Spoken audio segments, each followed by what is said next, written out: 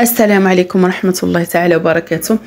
المهم هذا الفيديو جا غير على غفله وجا بالزربه. بغيت غير نقول واحد الكلمه لماما فوفو، خصوصا هذا الروينه اللي نايضه عليها في اليوتيوب، فغادي نقول لها واحد الكلمه باعتباري متتبعه وفيه لماما فوفو، وهذه تقريبا اكثر من سنتين وانا يعني كنتابع هاد السيده هذه اللي ما شفت منها غير الخير وما شفناش منها حتى شي عيب، وديما كتطلع هاد عامين بعد اللي انا كنعرفها تضحكنا. وفي عز الازمه انا كمتابعه لواحد القناه فكانت هي اللي كانت كتفوج علينا وهي اللي كانت كتحيد القنطه على قلبنا.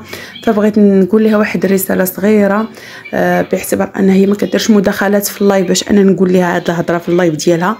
ماما فوفو، انت واحد الانسانه متميزه بزاف، واحد الانسانه طيبه، انت معدنك اصيل، وهذا الشيء راه تيبان انك ما كتبغيش الظلم، كيبان انك انت ما كتعايريش، ما كطيحيش. ملي كتشدي مع شي انسان ولا ملي كتردي مع شي مخلوق فكتردي بادب، لان كيحكمك صوابك، كيحكمك تربيتك كتحكمك.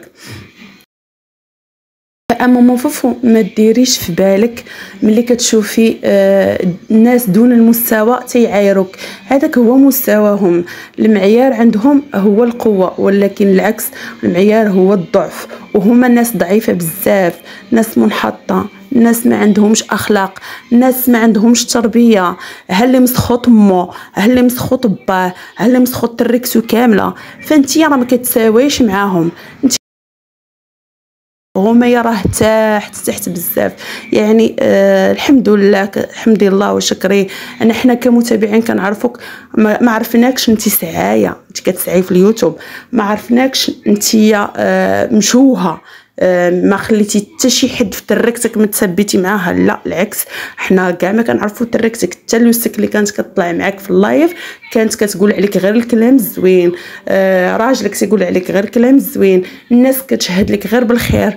فراه خصك تفرحي، راه بحالك راه قليل في هذا المجتمع اللي ولات الاخلاق ولات فيه ازمه اخلاق، ولينا تنشوفوا بحالك. فراه خصك تعرفي بلي راكي عندك واحد القيمه كبيره.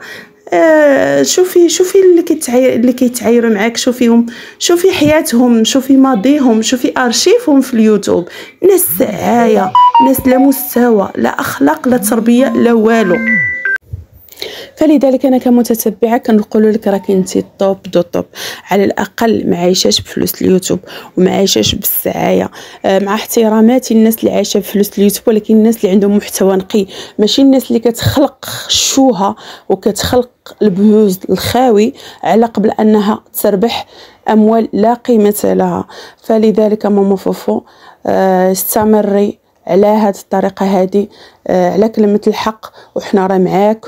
واخا يكون معاك 50 واحد قلبو زوين، حسن ما انه يكون معاك مليون ديال الناس تافهه، ناس ما كتنهيش على المنكر، ناس ما كتقولش عيب، ما كتقولش حرام، ما كتقولش هذا الشيء راه غريب على قيمنا وعلى ثقافتنا المغربيه. ما نقولش الاسلاميه لان بزاف عليهم الاسلام، ولكن على الاقل نقول بعدا المغربيه.